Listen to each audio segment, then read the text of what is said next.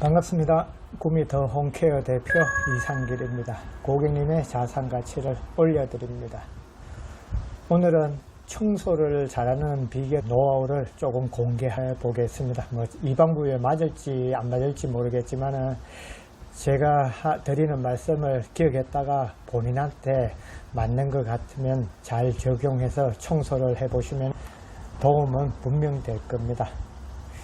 청소를 하려면 제일 먼저 있어야 되는 게 세제입니다.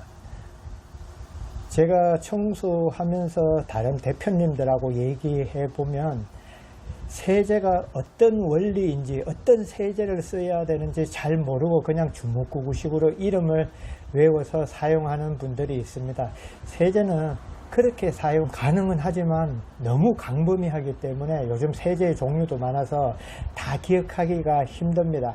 일단 세제의 종류는 크게 알칼리, 중성, 산성으로 나누면 됩니다. 우리 학교 다닐 때 배운 pH 농도 리트머스 종이 가지고 색깔이 변하듯이 0도부터 14까지 잘 기억하시면 됩니다. 0은 강산성으로 보시고 7은 중성으로 보시고 14는 강알칼리로 생각하시면 됩니다. 그럼 이걸 왜 알아야 하냐면은 오염은 대개 두 가지 성분입니다. 산성 아니면 알칼리입니다. 우리가 오염원이 산성일 때는 알칼리를 사용하고 오염원이 알칼리일 때는 산성을 사용하면 됩니다.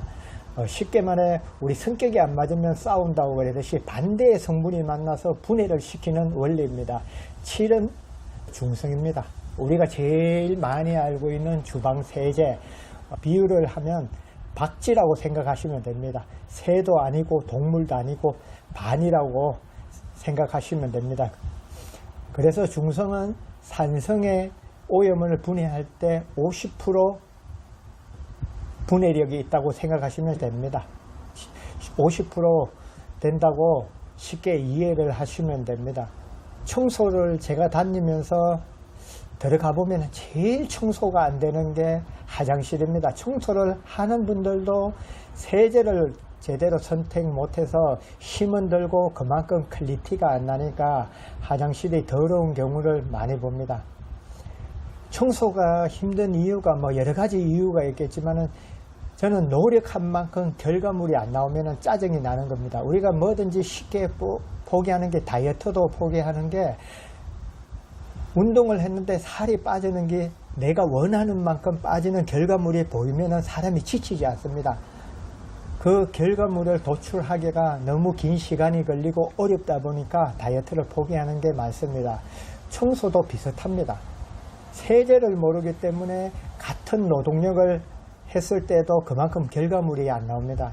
일단 물을 사용하는 곳에서는 대부분의 오염원이 알칼리입니다. 알칼리면은 앞에 언급을 했듯이 산성 세제를 써야 되는데 대부분 알칼리 세제를 갖다가 합니다. 락스를 산성으로 알고 계시는 분들 많습니다. 청소하는 분들도 락스를 산성으로 알고 계시는데 자세히 보시면은 알칼리입니다.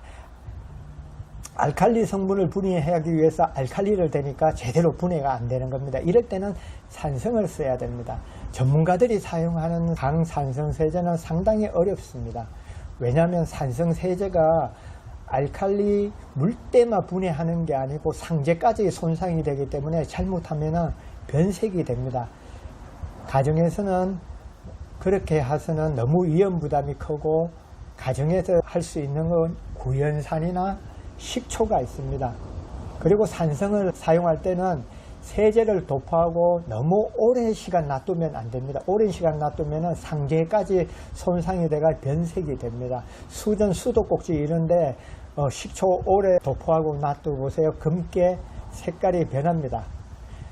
세제는 AI가 아닙니다. 자기가 알아서 오염원만 분해시키는 게 아니고 상제까지 데미지를 주기 때문에 산성세제는 모든 세제가 그렇듯이 세제를 그렇게 사용하면 안 됩니다. 세제를 사용 후 바로 린스를 하고 미흡한 부분에 다시 세제를 도포해서 분해하는 행위를 하셔야 합니다.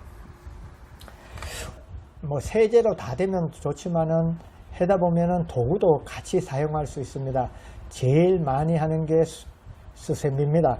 제가 수세미를 여기 들고 나왔는데 이게 철수세입니다. 철수세미 이게 철이라고 해서 사용하면 쉽게 스크래치가 날 거라고 생각하는데 실제 사용해 보면 그렇지 않습니다. 저 같은 경우에는 이 철수세미 가지고 유리도 닦습니다. 유리 닦아도 무리한 힘만 가하지 않으면 스크래치 안 납니다. 긁어낸다는 식으로 수세미질을 하면은 그렇지 않습니다. 오히려 이 청수세미는 되면은 바로 스크래치 납니다. 이런 건 청소하는데 적합한 게 아닙니다. 이거는 뭐 딴 데 사용하는 데 있겠지만은 가정에서 수전이나 밥그릇 같은 데 사용 안 하는 게 좋습니다. 화장실 청소할 때는 이 아크릴 수세미 사용하는 게 제일 좋습니다. 이 수세미로 하면은 절대 기스 같은 게 나지 않기 때문에 안전하게 사용하면 됩니다. 그리고 수세미를 무리하게 해서 상자에 스크래치가 나는 경우를 많이 봅니다. 이사청소 들어가 보면은 수전에 스크래치가 난 경우가 많은데 대부분 그런 데는 이 청수세미를 사용해서 그랬습니다. 여러분이 잘 아셔야 되는 게 항상 세제가 주연이 되고 도구가 조연이 되어야 합니다. 세제는 잘 사용하면 약이 되지만 잘못 사용하면 독이 됩니다. 우리 드라마 보면은 주연하고 조연이 잘 조화가 돼서 명품 드라마를 만듭니다. 청소도 세제와 도구가 잘 조화를 이뤘을 때 만족한 결과물을 얻을 수 있습니다. 화장실 청소해 보면은 최고 옳은 게 샤워부스 고착된 물때입니다. 이 물때 한 10년 정도 된 거는 사실 청소를 전문으로 하는 업체들도 잘 못하는 작업 중 하나입니다. 물때가 그렇게 생기기 전에 아무래도 자주 청소를 하는 게 좋습니다. 화장실 문은 될 수 있는 한 열고 생활을 하시고 샤워 후 물기를 어느 정도 제거를 하시면 좋습니다. 그리고 생각보다 걸레질 못하는 분들이 많습니다. 그냥 제가 예의상 이렇게 말씀드린 거지 걸레질 할 줄 아는 사람 아직까지 본 적 거의 없습니다. 한 99.9%가 걸레질 모른다고 생각하시면 됩니다. 지금 영상을 보는 분들은 저 사람이 무슨 소리를 하냐 이런 말을 할 수도 있지만 정말 걸레질을 못하고 있습니다. 걸레질을 제대로 하는지 모르는지 보려면 유리를 닦아보면 압니다. 시청자 여러분들 깨끗한 수건 빨아가지고 유리 닦아보세요. 분명히 얼룩 남을 겁니다. 얼룩이 안 남는 것 같지만은 햇빛 비치는 유리에 보면은 알 수 있습니다. 실내에서 깨끗했던 유리 햇빛에 비추면은 웬만하게 얼룩이 나옵니다. 저 같은 경우에는 더러운 걸레 손빨래해서 닦아도 유리에 얼룩이 안 남게 닦을 수 있습니다. 이게 올바른 걸레질을 할 줄 알기 때문입니다. 제가 앞에 영상에도 찍어 놨으니까 그걸 보면 아는 참고가 될 겁니다. 때가 있으면 걸레로 때를 닦는다고 생각하는데 그 때가 걸레에 빨려들게 만드는 게 걸레질입니다. 같은 말인 것 같지만 엄연히 다릅니다. 제대로 유기를 닦을 줄 알려면 이 걸레법을 터득하면 쉬워집니다. 오늘 간단하게 청소를 어떻게 하면 좋은지 영상으로 한번 남겨봤습니다. 다음에 실전으로 들어가서 더 디테일하게 물때 제거하는 방법을 상세하게 한번 올려드리겠습니다. 이상 영상을 마칩니다. 고맙습니다.